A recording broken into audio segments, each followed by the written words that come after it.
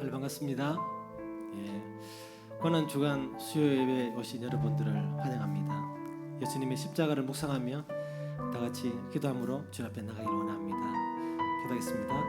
하나님 아버지, 주님께서 우리를 사랑하시고 우리를 이제 참 공의되게 하셔서 십자가에 달려서 우리를 참 자유케 하시고 우리를 정결케 해 주셨으니 우리 그 은혜에 감사하며 믿음으로 주님의 은혜 보좌 나와서 살아계신 나의 아버지, 나의 모든 죄와 허물과 약함을 죽으신 그 주님만을 높이며 예배하며 경배하며 찬양을 원합니다. 우리 영을 새롭게 하시고 우리 마음을 새롭게 하셔서 오직 주님의 그 보혈이 우리를 정결케 하고 오직 주님의 그 보혈이 우리에게 완전케 하셔서 살아계신 나의 아버지, 나 주님만을 높이는 예배가 되게 도와주시고 주님 역사하여 주시옵소서. 주님 함께하여 주시옵소서.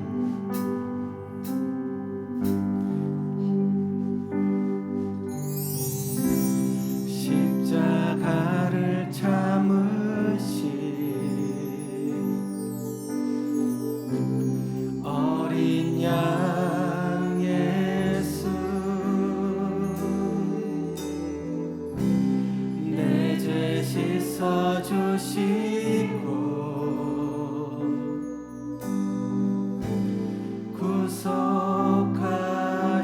구속하셨네.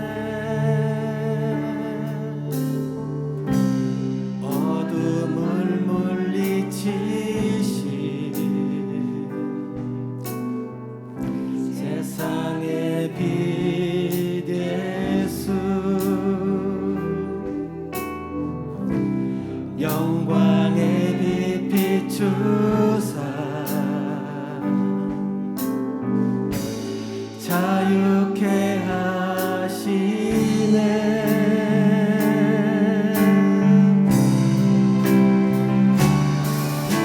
예수 하나님의 완전한 사랑, 예수 하나님의 값없는 은혜, 예수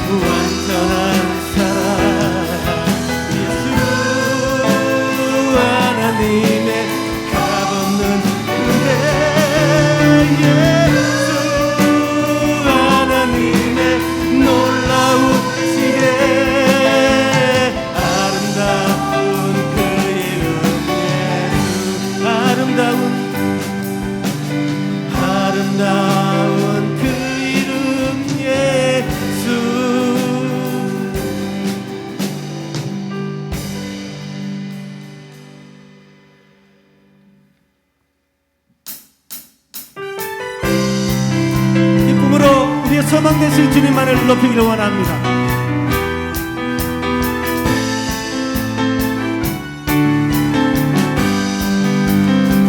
주님 앞에, 주 이름 앞에 기뻐 경배해. 주 사랑 앞에 기뻐 춤추네. 주 이름 앞에, 주 이름 앞에 기뻐 경배해. 주 사랑 앞에 기뻐 춤추네. 주님은 나의 소망, 내 안에 계셔. 나 주님을 노래해 기뻐해. 주님은 나의 기쁨, 샘솟게 하네. 내 영혼이 노래해 경배해.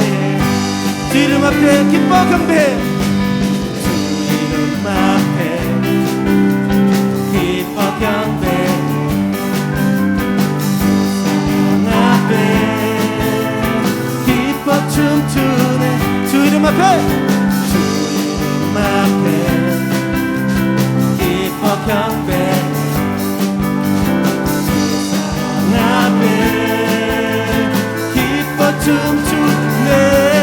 주님은 나의 소망, 내 안에 계셔. 나 주님을 노래해 기뻐해.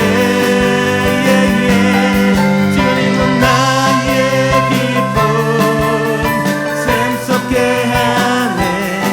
내 영혼이 노래해 경배해. 주님은 나의 소망, 주님은 나의 소망, 내 안에 계셔. 나 주님을 노래해 기뻐해. 주님은 나의 기쁨, 샘솟게 하네. 내 영혼이 노래해 경배해. 주 날 구원했으니 어찌 잠잠하리. 기쁨에 찬송 드리리. 주 내 제사 했으니 어찌 잠잠하리. 기쁨에 경배 드리리. 주를 향한 나의 사랑, 멈출 수 없네. 멈출 수 없네. 멈출 수 없네. 주를 향한 나의 설정, 멈출 수 없네. 멈출 수 없네. 나 기쁨에 춤추리. 모든 슬픔 바꾸셨네. 난 기쁨에 춤추리. 모든 삶 주 안에 있네. 주 날 구원했으니, 주 날 구원했으니 어찌 잠잠하리. 기쁨에 찬송 드리리. 주 내 제사 했으니 어찌 잠잠하리. 기쁨에 경배 드리리. 주님을 향한 나의 사랑, 멈출 수 없네. 멈출 수 없네. 주를 향한 나의 사랑, 나의 열정, 멈출 수 없네.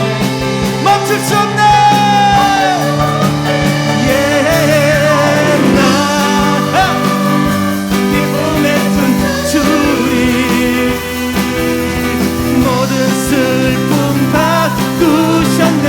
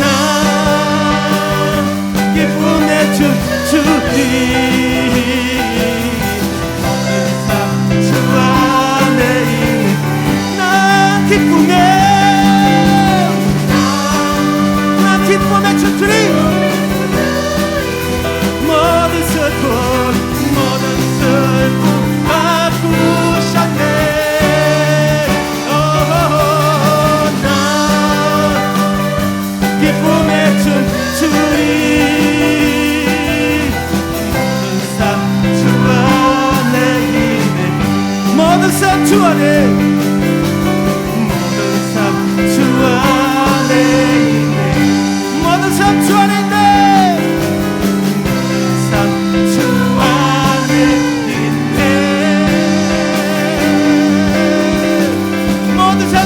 있네.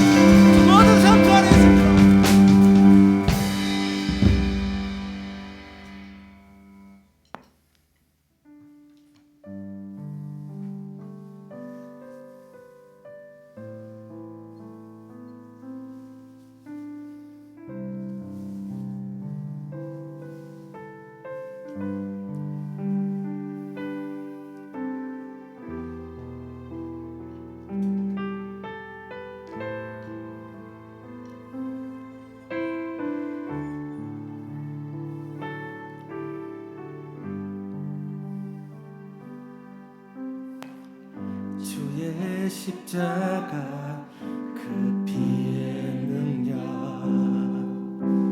난 믿고 있네. 날 위해 피 흘리신 주의 그 십자가, 주의 십자가, 주의 십자가 그 피의 능력 난 믿고 있네. 날 위해 피 흘리신 주의 그 십자가, 주의 십자가 사랑 내 맘에 흐르는 보혈, 주의 크신 사랑, 주의 십자가서만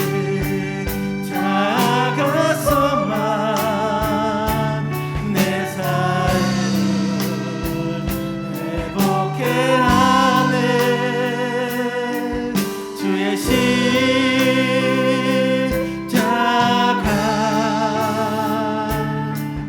승리, 주의 십자가, 주의 십자가 그 피의 능력 난 믿고 있네. 피 흘리신 주의 그 십자가, 주의 십자가, 주의 십자가 그 피의 능력 난 믿고 있네. 피 흘리신 주의 그 십자가, 주의 십자가 사랑 내 맘에 흐르는 보혈, 주의 크신 사랑, 주의 십자가서만 내 삶을 회복해 하네. 주의 십자가, 주의 십자가 사랑 내 맘에 흐르는 보혈, 주의 크신 사랑, 주의 십자가서만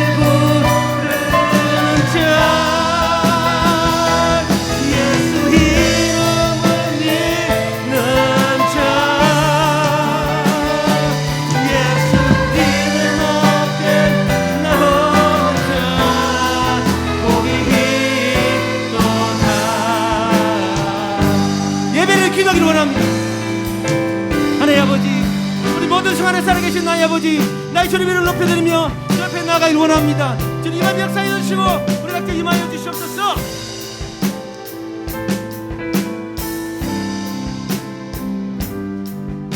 사랑과 긍휼이 풍성하신 아버지 하나님, 참 우리의 죄와 허물을 십자가에서 담당하실 뿐만 아니라 우리를 위해서 고난 받으시고 우리를 위해서 십자가를 짊어지신 것을 생각할 때 감사합니다. 아버지 하나님, 예수 이름을 부르는 자는 복이 있다 했습니다. 우리가 예수 앞에 나아가서 주님 주의 그 십자가를 바라보며 주님 부를 때에 우리의 모든 죄를 사하여 주시고 주님이 주시는 그 큰 은혜가 우리 삶 가운데 가득하기를 간절히 원합니다. 아버지 하나님, 오늘 시간 주님께서 참 이제 김한태 목사님을 통해서 말씀해 주시고 아버지 한 번 구원은 영원한 구원이라는 두 번째 말씀을 통해서 우리 안에 올바른 구원관이 심겨지게 하시고 이 말씀이 우리의 큰 은혜 될 수 있도록 도와주시기를 간절히 원합니다. 그래서 이 시대를 살아갈 때 아버지 하나님, 우리의 심령 가운데 아버지 하나님 주님 주시는 그 큰 은혜가 십자가를 통해서 그 참 증거되게 하시고 또 아버지 하나님 예수 통해서 참 회심을 통해서 이루어지는 놀라운 구원 은혜가 우리 삶 가운데 날마다 이루어지기를 간절히 원합니다. 주님께서 오늘 이 시간에 이 예배 가운데 함께 하실 줄 믿고 감사하며 예수님의 이름으로 기도드립니다. 아멘. 말씀 같이 한번 읽고 같이 읽겠습니다. 같이 한번 소리에서 한번 읽겠습니다. 30절부터 시작.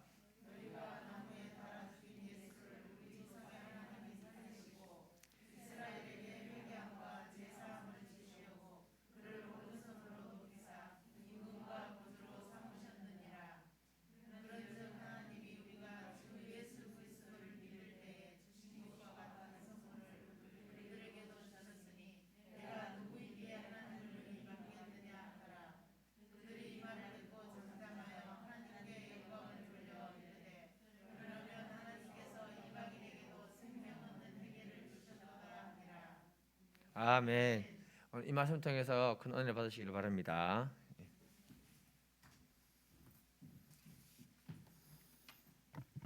할렐루야, 반갑습니다.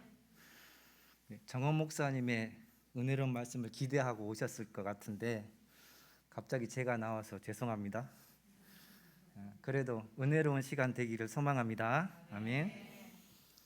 오늘도 한 번 구원은 영원한 구원이다 라는 말씀으로 성도님들과 은혜를 나누기를 원합니다. 지난 시간에 하나님 입장에서 택자를 어떻게 바라보았는가라는 말씀으로 사실은 한 번 구원은 영원한 구원이다라는 말씀을 전했어요.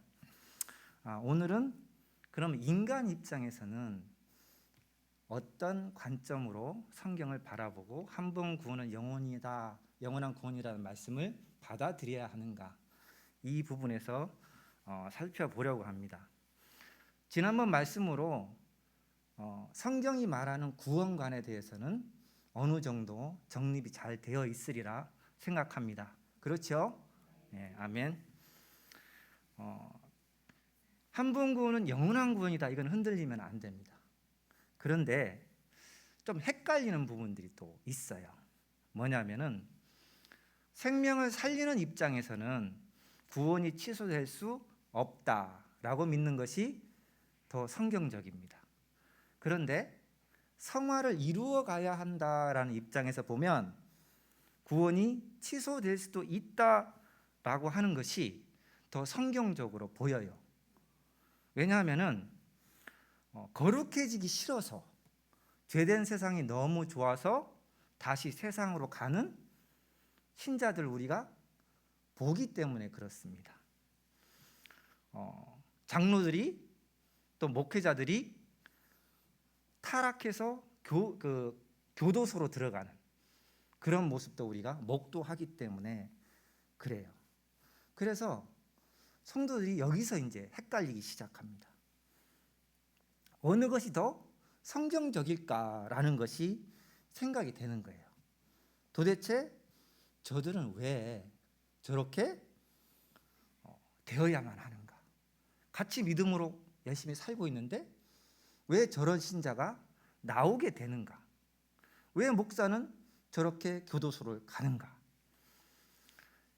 구원이 취소될 수 있다라고 선포를 해서 그들이 올바른 삶을 살도록 도와주는 것이 더 성경적이지 않을까라는 생각에 도달하기 때문에 그래요.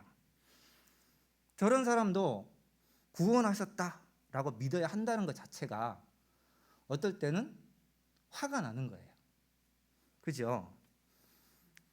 그래서 우리가 오늘 또 성경이 말하는 성경적 관점에 대해서 하나 깊이 알아야 될 게 뭐냐 하면, 성경은 생명을 살리는 것에 더 초점을 두고 있다라는 겁니다.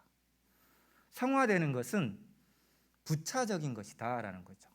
부차적이라고 해서 중요하지 않다라는 말이 아니고요. 성화보다 생명을 살리는 게 더 먼저라는 얘기라는 거예요. 십자가에서 구원받은 강도는 어때요? 넘겨주세요. 성화 없이 바로 하나님 나라에 있다고 선포되고 있습니다. 그래서 구원의 서정 전반부만 있어요. 성화가 더 성경적이어야 한다면 십자가의 강도가 하나님 나라에 있다라는 말이 조금은 부적격합니다. 또한 성화를 이루기 위해서는 어린아이는 하나님이 빨리 데려가시면 안 되는 거예요. 태어나는 데 순서가 있듯이 하나님께 가는 것도 좀 순서를 줘야 된다는 거예요. 성화되는 시간을 주어야 한다는 거죠. 그래야 공평한 하나님이 되기 때문에 그렇습니다. 인간의 노력으로 구원을 완성하는 것이 구원의 조건이 된다면, 또 그것이 구원을 이루는 것이라고 해석이 된다면은 어린아이도 뱃속에 있는 태아도 십자가의 강도도 하나님 나라에 합당하기가 좀 곤란하다라는 거죠. 또한 성화가 중요하다 그러면 우리는 거짓말을 해서도 안 되고요. 죄라고 여겨지는 곳에 하나님의 역사가 일어나면 안 될 거예요. 그런데 성경은 시아버지에게 거짓말을 하고 시아버지와 간음한 다말을 어떻게 합니까? 예수 그리스도의 족보에 올려놓습니다. 시아버지를 속이고 간음하는 그 순간에 예수 그리스도의 족보가 잉태가 되는 거예요. 그죠? 다말이 회개했다는 내용은 없습니다. 몸 파는 창녀 라합이 거짓말을 하죠. 숨겨주고 그 거짓말 때문에 이스라엘이 여리고성을 정복하게 되고요. 그 거짓말 때문에 라합의 가족이 구원받았다라고 성경이 기록하고 있어요. 그리고 라합을 통해서 보아스를 주시고 라합도 예수 그리스도의 족보 안으로 인도를 합니다. 이러한 것을 기록하는 이유는 성경이 택자의 생명을 더 먼저 생각한다는 것을 보여주는 거라는 거죠. 그래서 저는 성경적 해석이라고 내어놓는 말씀들을 들을 때 생명을 살리는 말인가를 가장 먼저 들여다봅니다. 항상 생명의 기준을 가지고 말씀을 들여다보고 그렇게 보려고 노력을 해요. 그래서 성도님들도 말씀을 묵상할 때 이 말씀이 생명을 주는가라는 관점에서 본다면 더 성경적이고 더 하나님 마음에 가까이 갈 수 있는 것이라고 생각을 합니다. 창세기 3장 21절 속에 나타난 하나님의 마음을 한번 들여다볼게요. 다 같이 읽어보겠습니다. 시작.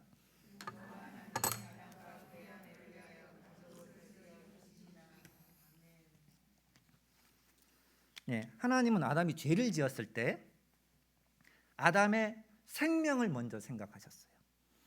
그래서 아담을 살리기 위해서 어떻게 해요?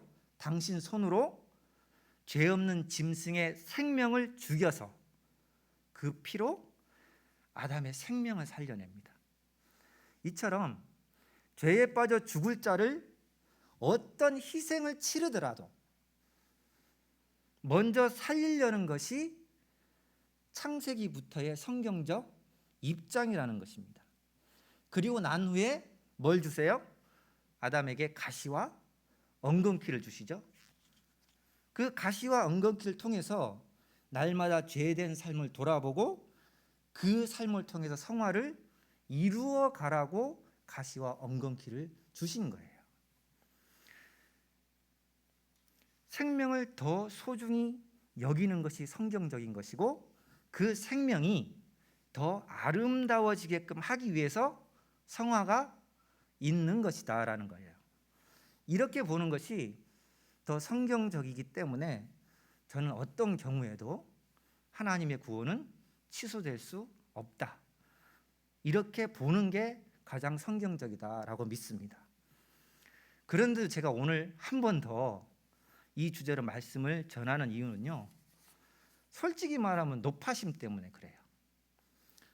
장로교회 목사님들이 한 번 구원은 영원한 구원이다라는 것을 알면서도 설교에서는 대놓고 다루지 않습니다. 왜 그럴까요? 확신이 없어서 그럴까요? 성도들 안에 있는 죄성이 염려가 되기 때문에 그렇습니다. 아무리 성화를 강조해도 구원받았으니까 죄에 대해서는 느슨해질 우려가 크기 때문에 그래요. 저도 목회자이기 때문에 이 염려가 있습니다. 저도 느슨해질 때가 많거든요.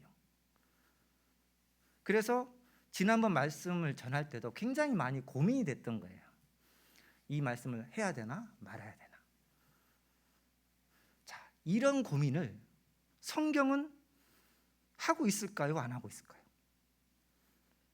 사도행전에 나타난 사도들의 모습을 깊이 묵상해 보면 하고 있다는 것을 볼 수가 있어요. 사실 사도들은 더 깊은 측면에서 이 고민을 했어요. 무슨 말이냐? 진짜 하나님이 택하신 자를 어떻게 알아낼 것인가 하는 고민이 사도들 안에 늘 있었어요. 한 번 구원하시면 그 구원은 취소하지 않는 하나님의 정하신 택자들을 어떻게 알아낼 것인가. 그런 고민을 사도들은 굉장히 많이 하게 되는 거예요. 하나님의 언약 측면에서, 예수님의 피의 효력 측면에서, 성령님의 내주하심 측면에서 한 번 구원은 영원한 구원이다라는 관점은 철저히 누구 관점일까요? 하나님 관점이에요. 하나님의 입장에서는 이 한 번 구원은 영원합니다. 왜? 당신이 택하시고 당신이 이끄시고 당신이 끝까지 천국에 데려다 놓을 거니까 이거는 변할 수가 없는 거예요.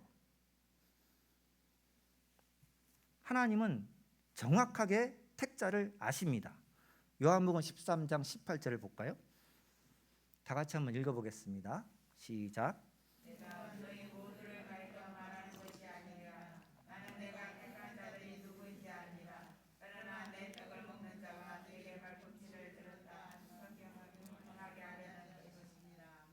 네, 예수님은 십자가 지시기 전에 제자들의 발을 다 씻기셨어요.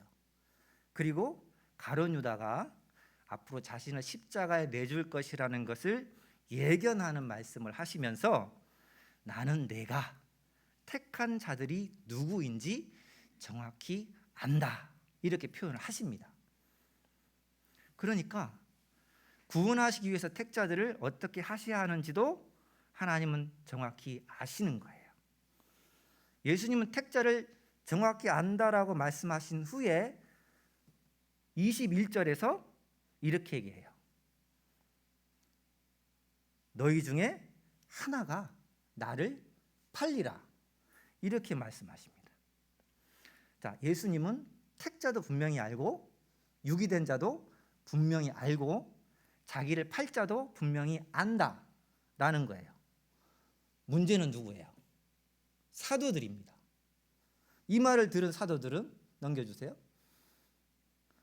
도대체 누구를 택자라 하시는지, 누구를 유기된 자라 하시는지, 12제자 중에 누가 예수님을 팔 거라고 말하는지 도저히 분간할 수가 없는 거예요.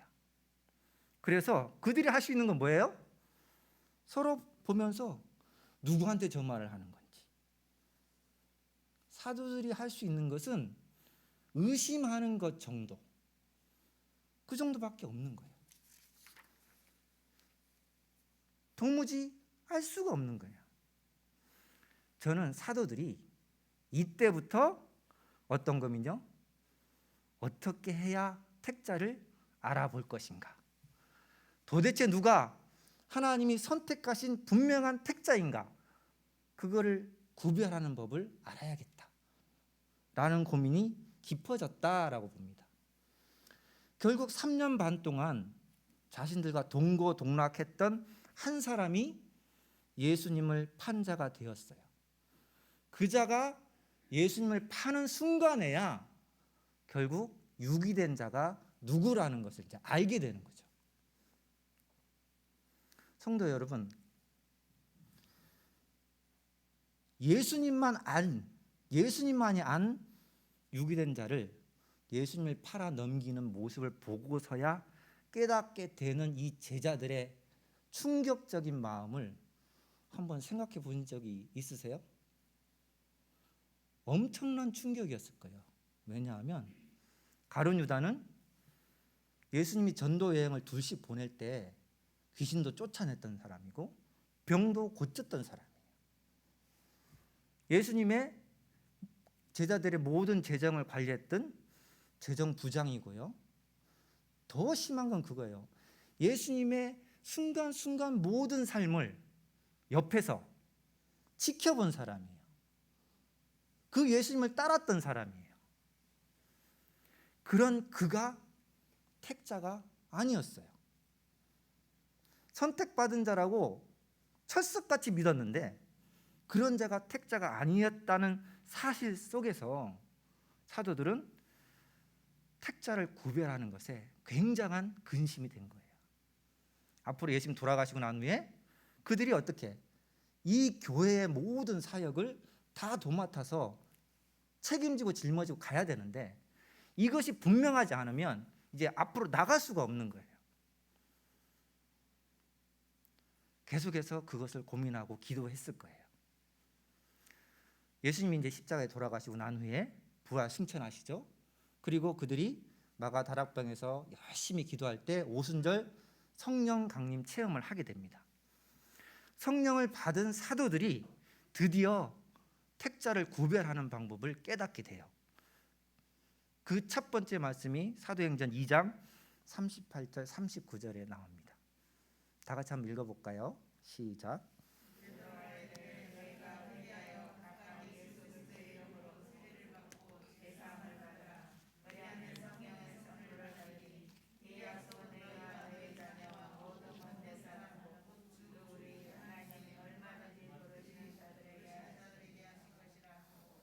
예. 오순절 성령 강림 사건으로 베드로는 성령의 임재를 깊이 누리게 됩니다. 그리고 그 누림 속에서 성령 세례가 무엇인가를 깊이 알게 돼요. 성령 세례로 깊이 깨달은 게 뭐예요? 회개하는 것만이 구원으로 들어가는 길이고 회개하는 자만이 택자라는 것을 뼈저리게 느끼게 됩니다. 그래서 회개를 먼저 얘기를 하고 있는 거예요. 진정한 회심만이 택자가 나타내는 증거라는 걸 알게 되는 거예요. 그래서 그때야 비로소 예수님이 살아계실 때 왜 그토록 회개에 합당한 열매를 맺어라 이렇게 외치셨는지, 회개하라 천국이 가까웠느니라 라고 말씀하셨는지, 삭개오가 회개할 때 자신의 재산 절반을 나눠주고 토색한 것이 있으면 4배나 갚겠다는 진실한 회개를 할 때 예수님 뭐라 그래요? 오늘 구원이 이 집에 이르렀다라고 즉시로 선포하셨는지, 이 모든 것을 이제 깨달아 알게 된 거예요. 그래서 저 말씀을 하고 있는 겁니다. 베드로가 성령을 받고 난 후에 오순절 이제 설교를 막 하게 되잖아요. 어떻게 예수님이 십자가에 달리시고 어떻게 우리를 구원하셨는가?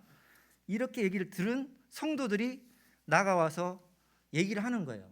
마음이 찔리니까. 그럼 우리가 어떻게 해야 합니까? 라고 물었을 때 대답한 말씀이 이제 저 말씀인 거예요. 회개하고 세례를 받고 제사함을 받으면 성령의 선물로 구원이 주어질 것이다 라고 선포하고 있는 겁니다.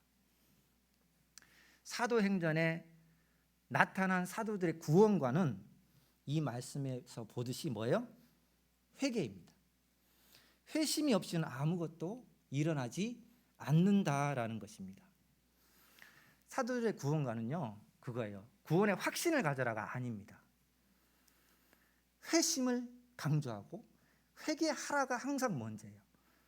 구원은 회개할 때 어떻게 해요? 자연스럽게 따라온다라는 관점인 거예요.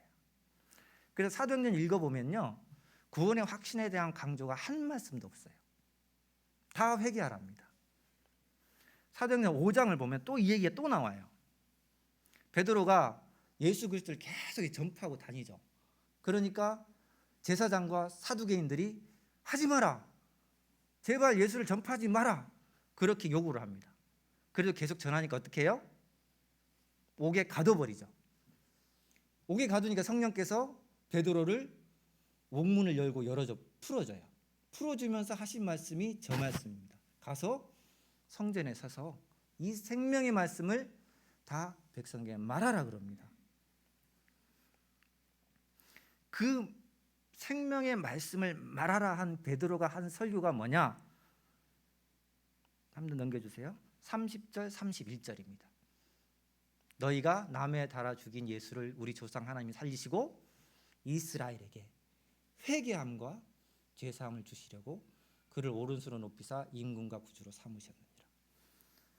베드로가 전한 생명의 말씀이 뭐냐? 이스라엘에게 회개와 죄사함을 주시는 분이 예수님이다, 이렇게 선포했다라는 거예요. 베드로가 전한 생명의 말씀이 회개하라, 이 말씀이라고 얘기하고 있는 거예요.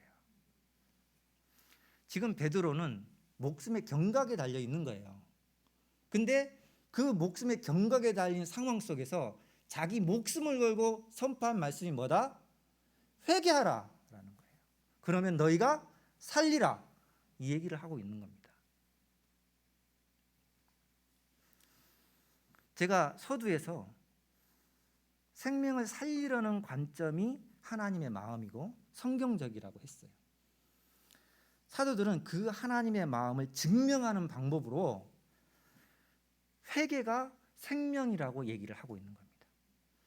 하나님이 우리에게 가장 원하시는 그 생명을 주려는 원하는 마음이 우리에게 회개로 나타나야 된다라고 증거하고 있는 거예요. 생명은 곧 회개다, 이 말을 더 명확하게 해주는 말씀이 사도행전 11장에 또 나와요.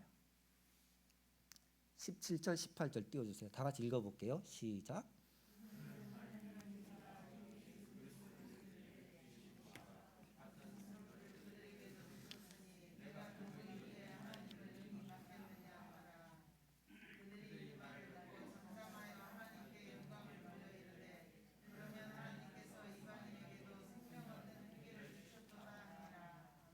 네, 아멘. 이제 복음이 이스라엘을 넘어서 이제 이방인에게로 넘어가고 있는 시점이 됐어요. 고넬료의 회심을 본 베드로가 예루살렘 교회에 가서 이방인에도 이런 일이 나타난다는 보고를 하게 됩니다.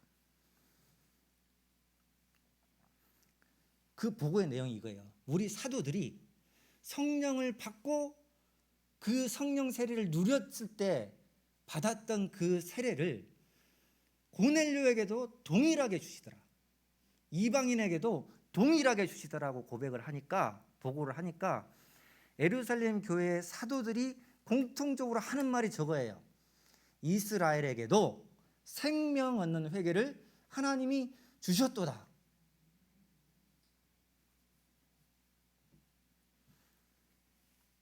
이방인에게도 회개를 통한 생명 역사, 회개를 통한 택자를 불러 오시는 역사를 하나님이 이제 시작하셨도다라고 인정하고 있는 말인 거예요. 제가 사도들의 구원관을 더 얘기하라면 할 수 있는데 이 정도면 충분할 거예요. 우리에게 주어지는 생명은 회심으로만 주어집니다라가 그것이 사도들의 구원관이었어요. 넘겨주세요. 이 생명은요, 죄사함만을 얘기하는 게 아니에요. 거듭남도 회심으로 주어지고요, 양자됨도 회심으로 주어지고요, 의롭다 하는 칭의도 회심으로 주어집니다. 성화는 어떨까요? 어떨 때 더 성화돼서 주님을 닮아갈까요? 회개할 때 한 단계 한 단계 한 단계, 그래서 점차적으로 거룩해지는 거죠. 성화가 단계를 올라갈 때마다 반드시 따라가는 것이 회개입니다. 회개 없이 성화되는 것은 없습니다. 그래서 회심은 나의 죄를 자백하고 예수님이 십자가에 죽으셨음을 인정할 때만 하는 게 아니라는 거예요. 일평생 죽을 때까지 해야 하는 게 바로 회심이고 회개라는 거예요. 회개를 통해서 우리는 더 주님께 가까이 나아가는 거라는 거죠. 이것이 진정 거듭난 택자들의 모습이다라는 겁니다. 사도들이 원했던 것이 바로 이거예요. 이 확증을 사도들은 점검하고 또 점검하면서 하나님이 주신 택자를 골라내고 그 택자를 교회로 받아들이고 있다라는 것이 지금 사도행전에 기록되어 있는 얘기라는 거예요. 구원파는 이렇게 얘기해요. 예수 그리스도께서 우리 죄를 위해 십자가에 못 박히시고 단번에 모든 죄를 사하셨습니다. 그러니 이 예수를 믿으면 구원을 받습니다. 네, 우리랑 똑같죠? 이상이 없습니다. 여기까지는. 그 다음 이렇게 말합니다. 단번에 과거의 죄, 현재, 미래의 죄까지 다 사하셨다나 이것을 믿는다면 더 이상 죄지었다고 징징대고 울며 회개하는 것 자체가 나의 죄를 다 사하셨다는 것을 못 믿는 행동이라는 거예요. 믿는다면 이렇게 행동할 수 없는 것이고 이렇게 행동하는 것이 구원을 못 받았다는 증거가 되니 너희들은 확실하게 구원의 증거를 삼고 살아라, 이렇게 얘기합니다. 그러면서 기존 교회들이 어떻게 해요? 요즘 사순절이잖아요. 때마다 십자가 앞에서 회개하고 매일매일 십자가 앞에 나아가 우리가 회개 기도를 하잖아요. 그 모습은 예수 그리스도의 피를 헛되게 만드는 신앙이고 구원을 못 믿었기 때문에 하는 행위이고 구원 못 받은 자의 삶이다, 이렇게 선포를 합니다. 일리가 있지요. 그래서 구원파는 이렇게 회심을 강조하지 않아요. 구원의 확신을 강조하고 구원의 확신의 목을 메고 있습니다. 이런 구원파의 교리가 왜 성경적이 않느냐? 요한복음 13장 10절을 한번 보겠습니다. 예수께서 이르시되 이미 목욕한 자는 발밖에 씻을 필요가 없느니라. 너희가 깨끗하나 다는 아니니라. 이 말씀에서 핵심 구절이 저거예요. 너희가 깨끗하지만 다는 아니다라는 것이 핵심이에요. 그래서 발 씻는 회개를 매일매일 해야 한다라는 게 저 말씀의 포인트입니다. 목욕은 이제 우리가 원죄를 씻는 거예요. 아담이 지은 죄. 발 씻는 것은 우리가 평소에 짓는 자범죄를 말해요. 결국 이거는 뭐냐 하면 죽을 때까지 짓는 죄를 발 씻는 거라고 말하고 있는 거예요. 그래서 예수님은 인간은 다 깨끗하지 않기 때문에 평생 회개하는 삶을 살면서 깨끗함으로 나아가야 한다라고 말씀하고 계시는 거예요. 그래서 구원파의 교리는 성경적이지 않다라는 겁니다. 사도들도 이 요한복음 13장 10절 말씀을 사도행전 사역 속에서 깊이 느꼈다라는 거예요.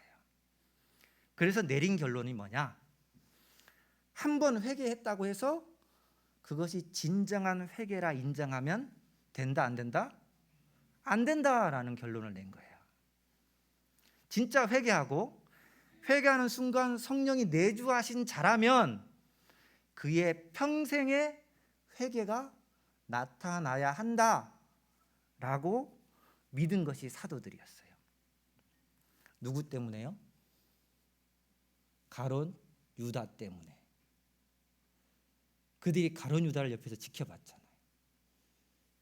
그가 어떻게 살았는지 다 봤잖아요. 삶 속에서 꾸준한 회개가 없는 자는요, 한 번 회개한 모습으로 주님의 택자라고 인정하면 곤란한 거예요. 왜요? 가룟 유다 그래 살았거든요. 그리고 반성한 사람도 어때요? 그런 모습이 순간적으로 나타나요.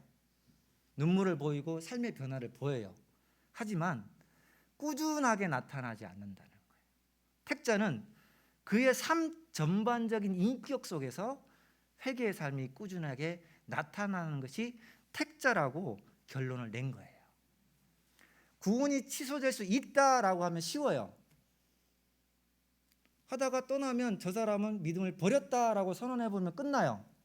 근데 구원이 취소될 수 없다라고 믿기 때문에 철저하게 택자인지를 점검하고 그 회심이 삶 속에서 일어났는지를 또 보고 또 점검하는 거예요. 그래서 초대교회 때 우리 선진들은 회심을 검증하는데 몇 년 걸렸는지 아세요? 3년. 그러니까 3년 전에는 세례를 안 줬어요. 그가 진정한 회심을 하고 3년 동안 정말 회개에 합당한 삶을 살아내고 있는지, 회개에 합당한 열매를 맺어내고 있는지 이거를 검증했어요. 회심한 건 주님만 아세요. 사도들은 모르는 거예요. 그래서 3년 동안 그가 정말 나그네를 대접하는지, 제수를 찾아가서 위로하는지, 물질을 이웃과 나누는 실천을 하는지, 원수를 진심으로 용서하는지 이런 것들을 점검을 한 거예요. 삶 속에 나타난 성도들의 회개 열매를 통해서 믿음의 선진들은 그가 택자구나라는 것을 가려내었다라는 것입니다. 회심자의 총체적인 삶의 변화, 이것을 확인한 후에야 그때야 세례를 줬어요. 그리고 이제 교인으로 받아들였습니다. 어느 정도로 엄격했냐면요, 자, 군인은 사람을 죽여야 돼요, 안 죽여야 돼요? 군인이란 직업 자체가 사람을 죽이는 직업이잖아요. 근데 고넬료 같은 군인이 회심을 했어요. 그럼 어떻게 했느냐? 공식적인 자리에서 다시는 살인을 하지 않겠습니다라는 서약을 하고 진짜 그 서약을 지키는지 확인을 한 후에야 세례를 줬습니다. 그 정도로 엄격했어요. 넘겨주세요. 로마를 기독교 국가로 만든 사람이 누구죠? 콘스탄틴 황제죠. 이 사람 때문에 로마가 기독교 국가가 됐고, 그렇기 때문에 복음이 어디로? 세계로 뻗어나갈 수 있게 된 그런 놀라운 일을 한 사람이 콘스탄틴 황제입니다. 그가 세례를 받은 연도가요 AD 337년이에요. 그런데 밀라노 칙령이 뭐냐면, 뒤에 적어놨죠.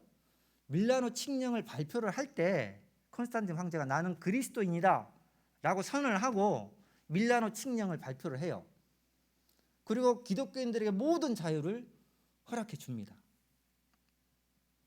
그런데도 이렇게 기독교 국가, 핍박과 박해로 다 죽어가던 기독교인들을 살려준 콘스탄틴 황제에게 세례를 주는데 무려 24년이라는 시간이 흘러요. 기독교 국가를 만들어줬지만 회심의 증거가 보이지 않는다. 그래서 교회가 콘스탄틴 황제에게 세례를 주지 않았어요. 근데 이제 그해 사망했다 그랬잖아요. 죽기 직전에 콘스탄틴 황제가 진짜 무릎을 꿇고 회개를 합니다. 그 모습을 보고 나서야 마지막으로 세례를 줘요.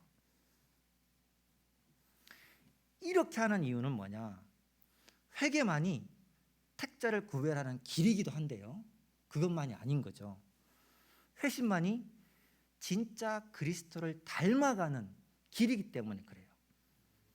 회심만이 진정한 성화를 이루는 길이기 때문에 그렇고, 회심만이 부흥으로 가는 길이고, 회심만이 구원받은 신자는 이렇습니다라고 세상의 빛과 소금처럼 드러낼 수 있는 거예요. 그리고 회개한 신자만이 믿음이 깊어져요. 회심할 때 성령의 열매가 그의 삶 속의 내면 안에 맺혀지게 되는 거죠. 그래서 구원의 서정 쫙 펼쳐놨잖아요. 사실 신학적인 용어고, 저거를 성경적으로 한마디 딱 줄이면 뭐냐? 회심이에요. 회심을 통하지 않고 이루어지는 구원의 서정은 아무것도 없기 때문에 그렇습니다. 단 한 개도 없어요. 초대교회는 이걸 너무나 잘한 거예요. 그래서 초대교회사를 공부하다 보면 수많은 수도원들이 등장해요. 그 수도원이 이제 등장할 때 보면 수도사들이 들어가면 어떻게 해요? 수도원 생활 규칙을 만들잖아요. 재밌는 게 이 수도원 생활 규칙에 쭉 읽다 보면 정말 중요한 게 하나 딱 빠져 있어요. 뭐냐? 예수님의 지상명령. 전도하라가 빠져 있어요. 너무 중요한 건데 그들의 생활 수칙에 전도하라가 없어요. 왜요? 왜일까요? 회개하는 삶이면 충분하다라고 생각한 거예요. 회개하는 삶으로 세상의 빛과 소금이 되면 자연스럽게 부흥이 이루어질 것이고, 자연스럽게 전도가 되고, 자연스럽게 하나님의 나라가 확장될 것이라 믿었기 때문에 그거를 강조하지 않은 거예요. 회심만 강조하면 다 되는 일이니까. 그래서 신앙의 꽃은 회개다라고 정의를 합니다. 한국 교회사의 가장 큰 부흥의 역사로 기록된 것이 평양 대부흥이죠. 평양 대부흥의 시발점이 뭡니까? 길손주 목사님의 회개로부터 시작했잖아요. 그래서 그 회개가 부산에까지 영향을 주고 온 한국을 기독교 국가를 만드는 기초석이 되게 만든 그것이 뭐냐? 회심이었다라는 거예요. 하나님은 회심으로 생명의 역사를 이루어 가시는 분이세요. 이 회심의 역사는 성들의 삶, 전인격 속에 나타나야 된다는 것이 하나님의 마음이고, 너희가 다 깨끗한 것이 아니고 발 씻기를 평생에 해야 된다는 예수님의 마음이라는 거예요. 지금 여기 계신 성도님들도 다 느끼고 계실 거예요. 다 체험하고 계실 거고, 회심으로 인해서 진짜 성도된 사람은 그 회심을 어떻게 해요? 날마다 경험하고 있죠. 조금만 잘못해도 우리는 어떻게 해요? 주여 하면서 회개하잖아요. 양심의 가책을 받아서 힘들어요. 신앙생활을 오래 하면 할수록 회개에 더 민감해지는 것이 택자의 자연스러운 모습이다라는 겁니다. 때로는요, 성령 세례를 받으면서 경험한 첫 회개보다 살면서 지은 죄를 회심할 때 성령의 임재가 더 강력하게 임하는 것을 여러분들 많이 경험하셨을 거예요. 제가 경험한 성령님도 그래요. 저는 회심을 할 때 오히려 첫 회개보다 더 많은 성령의 임재를 느껴요. 많이 있는데 한 가지만 간증을 할게요. 제가 대학교 2학년 때 이제 회심을 경험을 하고 성령 세례를 받았는데요. 그 이후에 정말 강력한 성령 세례를 한 3번 정도 받았어요. 첫 번째 세례가 뭐였냐면, 그 성령의 이제 임재가 뭐였냐면 한 20년쯤 이제 된 것 같아요. 우리 연옥 권사님이 기도만 하면 애기 소리 낼 때 기억나시죠? 홍 권사님도 그렇고 기억 안 나시는가 보네. 제가 흉내내기가 힘들어서 얘기하진 않을게요.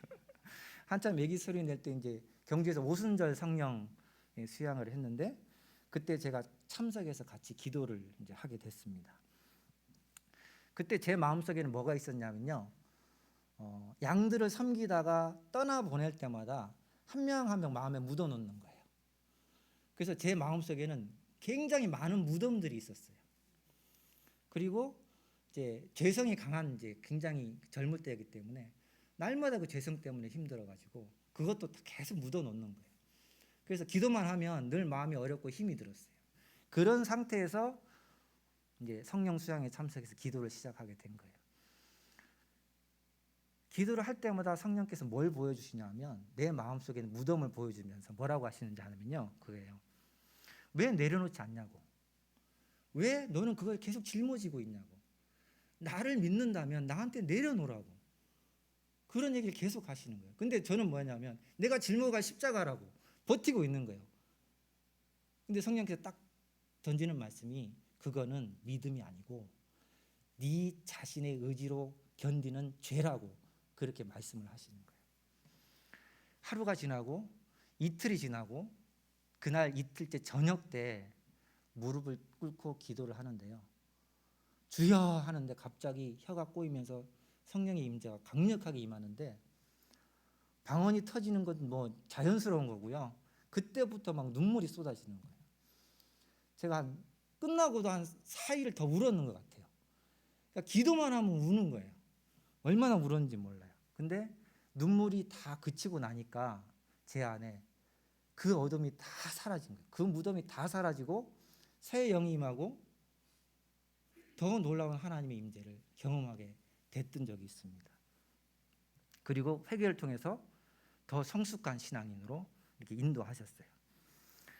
그래서 지금도 이런 걸 자주 경험을 합니다. 이제 말씀을 준비하려고 이제 제가 말씀 묵상을 시작하잖아요. 그러면 맹맹할 때도 있는데 때로 어떤 게 있냐면 가슴이 콩닥콩닥콩닥 뛰면서 약간의 흥분 상태로 들어가는 거예요. 그러면서 말씀을 보여주실 때가 종종 있어요. 아마 성령을 많이 체험하신 분은 제 말의 의미가 뭔지를 아실 겁니다. 제가 설교자로서 솔직히 성도님들한테는 늘 죄송한 마음이 있어요. 바쁘다 보니까 2달에 한 번 정도나 이제 겨우겨우 말씀을 전할 수밖에 없어가지고 늘 죄송하고 미안해요. 근데 그 마음조차도 성령님이 회개케 하세요. 회개케 하시면서 합당한 열매로 말씀을 정말 마음을 다해서 준비하게 하세요. 설교는 사실 설교자의 믿음만큼만 나와요. 그래서 제 설교가 다 마음에는 안 드실 거예요. 그렇지만 성령님은 항상 회개의 영을 주셔서 온 힘을 다해서 설교를 준비하게 하십니다. 이렇게요. 택자들은 삶 속에서 늘 회개와 같이 가는 거예요. 회개와 함께 하는 거예요. 한국 교회를 걱정하는 목사님들이 참 많아요. 그런 목사님들이 공통적으로 하는 걱정이 뭐냐? 뭘까요? 한국 교회 안에 뭐가 사라졌다? 회개가 사라졌다라는 게 공통적인 의견이에요.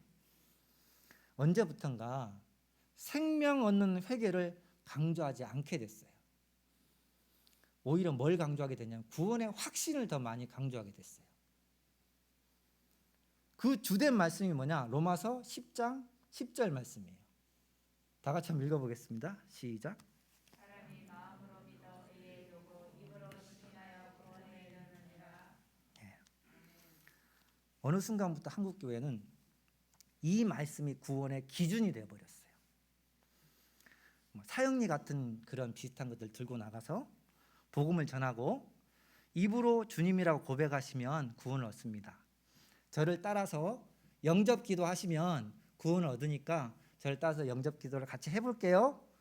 그리고 기도하고 나서는 뭐라고 해요? 구원을 선포합니다. 그죠? 구원은 오직 하나님께 달려있고 하나님의 주권에 있어요.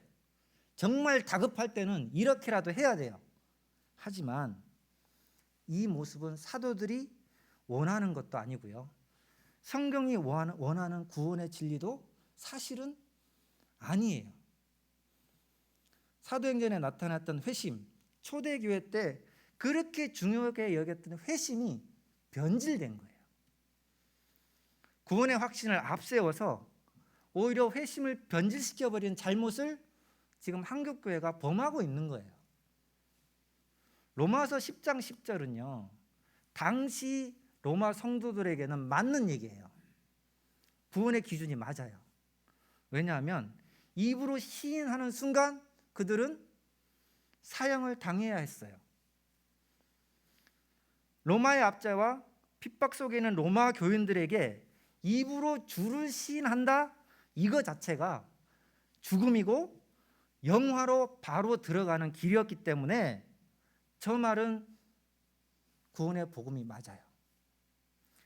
회심이 강력하게 일어난 로마교회 성도들 안에서만 입으로 나는 죽어도 좋습니다라고 시인할 수 있는 그런 믿음의 고백이었기 때문에 바로 구원에 이르는 진리의 말씀이 맞습니다.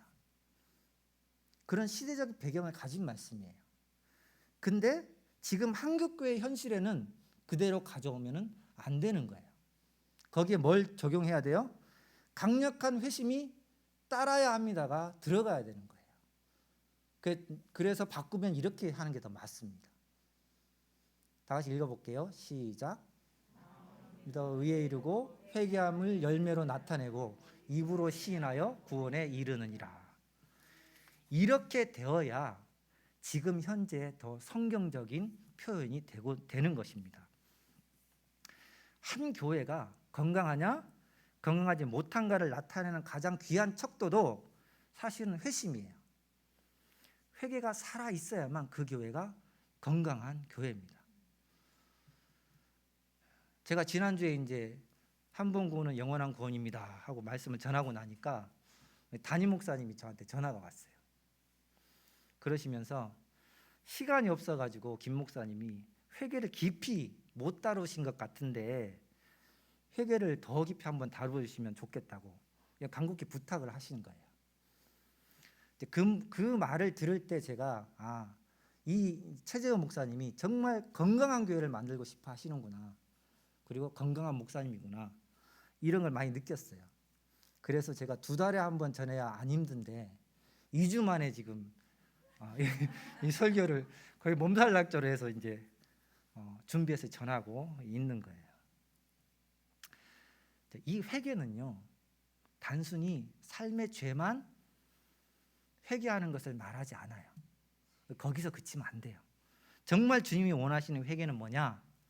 자기를 죽이는 회개입니다. 보네퍼가 이렇게 말을 했어요. 다 같이 읽어보겠습니다. 시작. 그리스도께서 당신을 부르시는 것은 와서 죽으라고 부르시는 것이다. 아멘.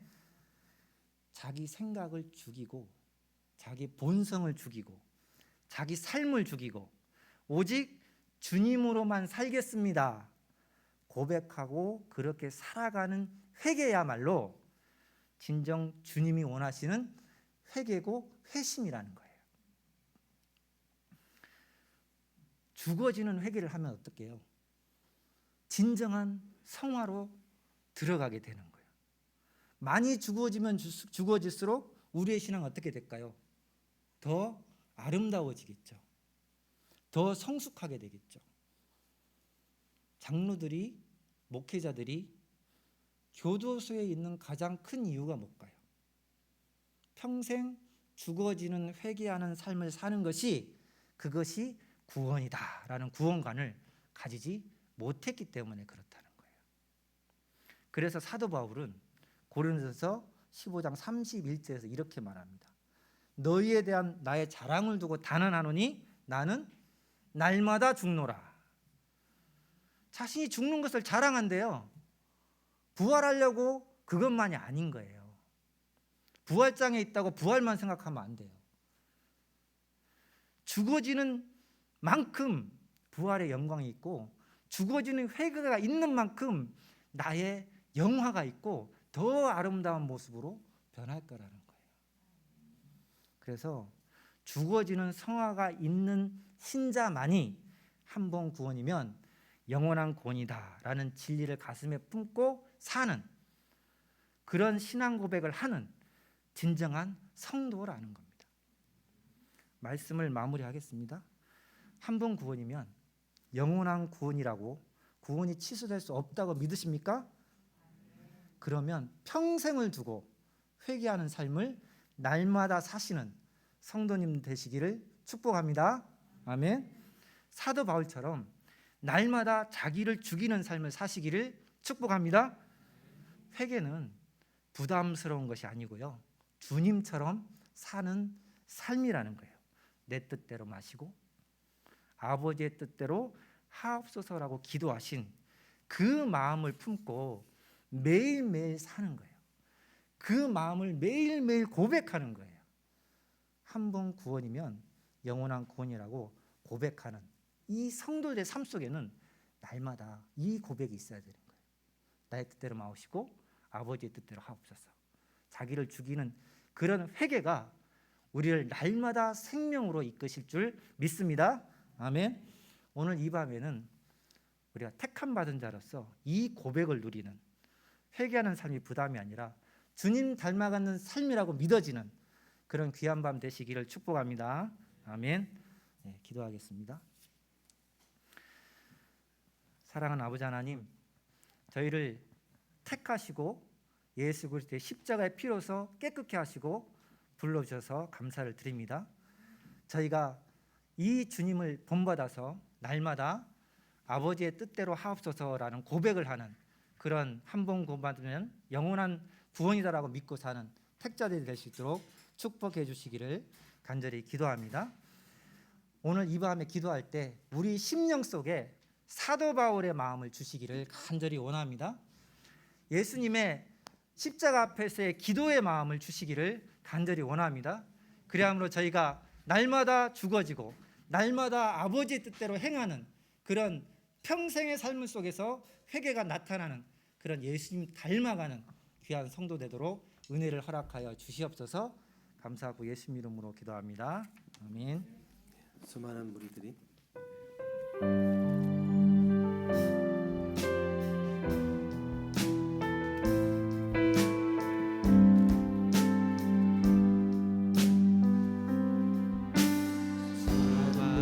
우리들이 줄지어 그분을 보기에 따르네. 평범한 목소리지 그분 안에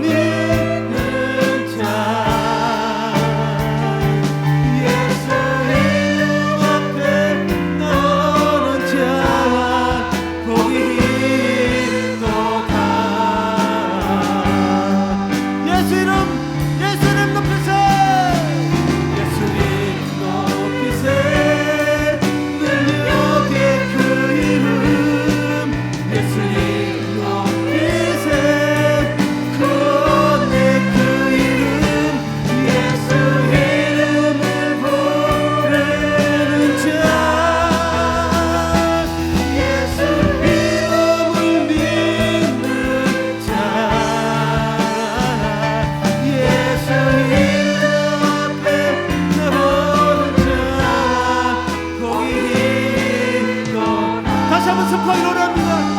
예수 이름 높이세. 예수 이름 높이세. 능력의 그 이름. 예수 이름 높이세. 구원의 그 이름. 예수 이름을 부르는 자. 예수 이름을 믿는 자. 예수 이름 앞에 나오는 자. 복이 있도다.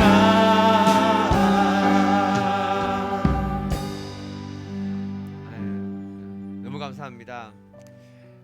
우리 김한도 목사님 지지난주 금요일 말씀하고 이번 주 말씀은요, 두 개를 합해 놓으면은 정말 우리 기독교인들에게, 특히 장로 교인들에게 정말 올바른 구원관을 갖다 이렇게 잘 해주신 말씀 같아요. 그래서 우리가 이것을 잘 이렇게 마음에 새기고요.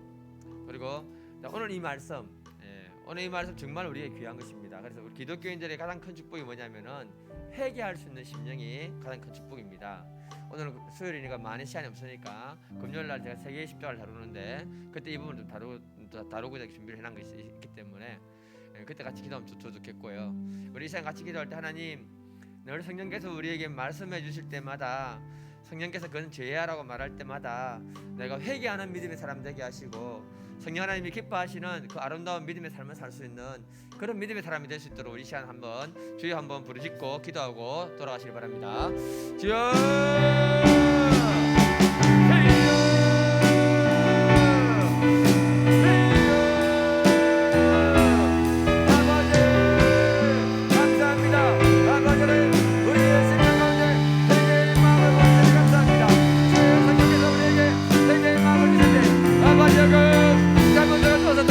아버지여, 회개함으로 거룩한 믿음의 삶을 살게 도와주시고, 아버지여 우리를 인도하여 주시고, 아버지여 도와주옵소서.